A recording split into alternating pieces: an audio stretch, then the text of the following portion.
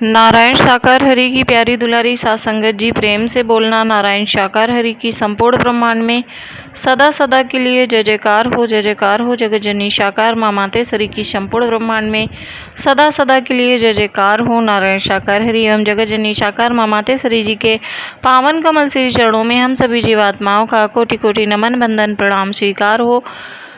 आप समस्त हरि भक्तों के चरणों में इस जीवात्मा का कोटि कोटि प्रणाम स्वीकार हो, स्वीकार हो।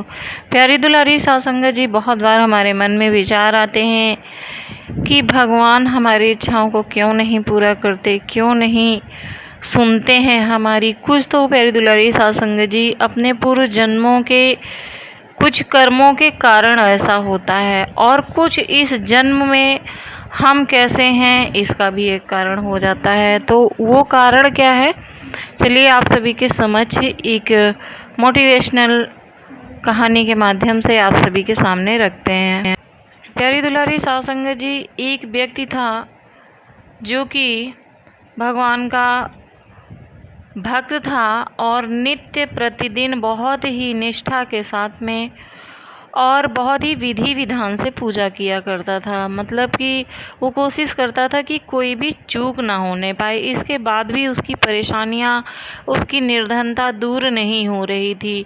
तो कभी कभी वो अवसाद में चला जाता था और विचार करता था कि ऐसा आखिर क्या है कि भगवान मेरी इच्छा को नहीं सुनते। और जब भी वो भगवान की पूजा करने बैठता, विधि विधान से सारी पूजा करता, सारी क्रियाएं पूजा अर्चना की करता, और उसके बाद में फिर भगवान से वही शिकायत करता कि हे भगवान, हे ईश्वर, हे परमात्मा, आपने पड़ोसी को इतना दिया है, उसने एक मकान बना लिया, दूसरा भी बनाना शुरू कर दिया है। मेरे परिवार में फला के पास में एक गाड़ी पहले से ही थी, 2 गाड़ियाँ और आ रही हैं उसकी। मेरा भाई पढ़ लिख करके MBBS हो गया है और मैं मजदूरी कर रहा हूँ, इतना पक्षपात आप क्यों करते हैं। ऐसे उसका डेली का नियम था और बहुत ही वो कुढ़ता रहता था। तो एक दिन जगत जननी ने भगवान जी से कहा कि ये आपका भक्त है, आपकी इतनी निष्ठा से और विधि विधान के साथ में पूजा अर्चना करता है, और फिर भी आप इसकी कोई भी इच्छा पूरी नहीं करते हैं, क्यों नहीं करते हैं।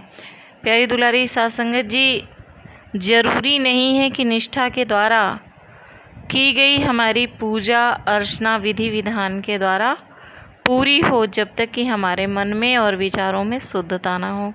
प्यारी दुलारी सात संगत जी, भगवान ने कहा कि तुम्हारी बात सत्य है कि ये पूरी निष्ठा के साथ में क्रियाकलापों के साथ में पूजा अर्चना करता है, लेकिन जो इसका सबसे बड़ा दोष है वो ये है कि इसके विचारों में शुद्धता नहीं है।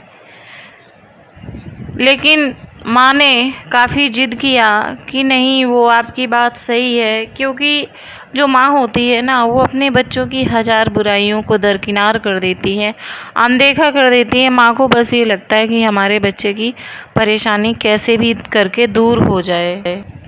तो होता क्या है प्यारी दुलारी सात संगत जी, जब माँ ने जिद किया तो भगवान जी ने अपने एक गढ़ को माध्यम बना करके भेजा, उनको एक किताब दी और उनसे कहा कि आप इनके पास जाइए और कहना कि ये भाग्य बदलने वाली पुस्तक है, जो चाहे वो अपने भाग्य में इसमें लिख ले, जो चाहे वो उसको मिल जाएगा। तो वो भगवान जी के गढ़ साधु के वेश में वहाँ आते हैं, और जैसे ही वो भक्त जो पूजा करके जैसे ही निकलता है तो सामने साधु जी को खड़ा देखता है। वो देखता है कि साधु जी के तो मस्तक पर बहुत ही ज़्यादा तेज प्रकाश है, तो समझ जाता है कि कोई ज्ञानी पुरुष ही हैं, कोई पहुँचे हुए संत महात्मा जी हैं। तो वो उनका अपने साथ घर ले आता है और उनकी बहुत सेवा करता है। जब संत जी जाने लगते हैं तो संत जी बोले कि हम आपको कुछ देना चाहते हैं और आप दुखी क्यों दिखाई पड़ रहे हैं। तो उसने अपने दुख का कारण बताया कि मैं ऐसे ऐसे, फिर वही कहने लगा कि पड़ोसी के पास ये है, भाई के पास ये है, रिश्तेदारों के पास ये है, और मैं इतनी पूजा अर्चना करता हूँ निष्ठा से, मगर मेरे पास में कुछ भी नहीं है। भगवान कभी कृपा ही नहीं करते हैं, पता नहीं कहाँ पर कृपा अटकी हुई है। तब साधु वेशधारी देवदूत ने कहा कि आप ऐसा करो कि मेरे पास एक ये पुस्तक है, इसका प्रभाव केवल 10 मिनट तक ही रहेगा। आप इस पुस्तक को लीजिए, इसमें आपके पड़ोसियों का भाग्य है, आपके रिश्तेदारों का, घर वालों का भाग्य है और आपका भी भाग्य है। आप जिसका भाग्य चाहो उसका भाग्य बदल सकते हो, हटा सकते हो, लिख सकते हो। जो आप लिखोगे वही हो जाएगा। वो बहुत ही खुश हुआ, जो भक्त था वो बहुत ही ज़्यादा खुश हुआ। उसने वो पुस्तक को पकड़ा और उसने जैसे ही पेज खोला तो उसके पड़ोसी का उसमें लिखा हुआ था कि इसके पास में कहीं से धन आने वाला है, इसको गड़ा हुआ धन मिलने वाला है।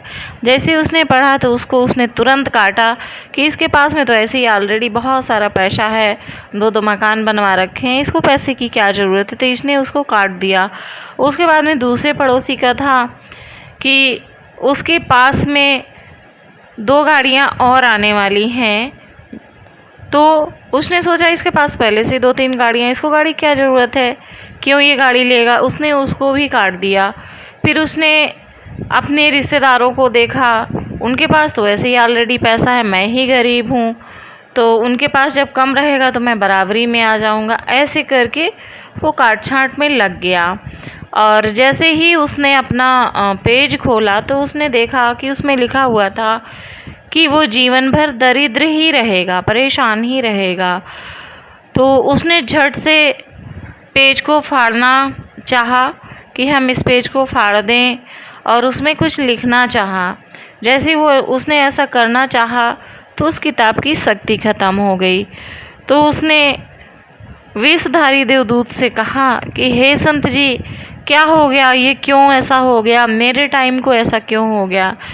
तब विषधारी संत जी ने कहा कि आपने सारा समय, अवसर आपको मिला और आपने गंवा दिया।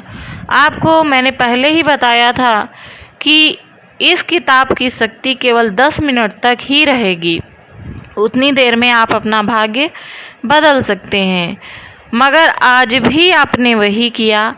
आपने दूसरों पर पहले देखा इसके पास क्या है क्या नहीं है, इसका ये सुख काट दो, इसका ये सुख काट दो, इसके पास ये चीज़ क्यों है, पहले से इसको नहीं मिलना चाहिए। और जब तक आप अपने पेज पर आए तब तक सारी शक्तियाँ किताब की समाप्त हो चुकी। अब आपको ऐसे ही रहना है। अगर आप चाहते हैं कि आपको भी कुछ मिले तो तुरंत अपने में बदलाव लाइए। पड़ोसियों से ईर्ष्या करना बंद कीजिए, अपने परिवार कुटुंब से ईर्ष्या करना बंद कीजिए। भले आप प्रेम ना कर सकें लेकिन इंसानियत आप अपने अंदर लाइए। कोई दुखी परेशान है तो उसकी कम से कम मदद करने की कोशिश कीजिए। जब आपके विचार बदलेंगे, विचार शुद्ध होंगे दूसरों के प्रति, तो आपका काम अपने आप ही बनता चला जाएगा। अगर आप वास्तव में हरि कृपा चाहते हैं, आप चाहते हैं कि भगवान आपका नसीब बदल दे, तो सबसे पहले दूसरा क्यों खुश है, दूसरा क्यों सुखी है, इसको छोड़ करके आप इसमें लग जाएं कि ये उसका नसीब है, ये उसकी मेहनत है जिससे वो सुखी है, खुश है। तो हम क्यों ना खुश हों, जो हमारे पास है हमें उसमें संतोष करते हुए आगे अच्छा होने का प्रयत्न करना चाहिए। जब हम किसी और के बारे में अच्छा सोचेंगे, अच्छा विचार रखेंगे, तो हमारे विचार अपने आप शुद्ध होंगे और हमारे साथ में स्वयं ही अच्छा होना शुरू हो जाएगा। जैसे कि मैंने एक बार हरि जी की वाणी में सुना था कि अगर आप एक एक फूल बांटते रहोगे तो एक दिन आपको फूलों का हार मिल जाएगा। तो प्यारी दुलारी साध संगत जी, अगर हम थोड़ा थोड़ा भी सबके लिए करते रहे, अपने विचारों को हमने शुद्ध रखा प्यारी दुलारी साध संगत जी, तो हम पर भी हरि की रहमत जरूर ही होगी। प्रेम से बोलना नारायण साकार हरि की संपूर्ण ब्रह्मांड में सदा सदा के लिए जय जयकार हो, जय जयकार हो।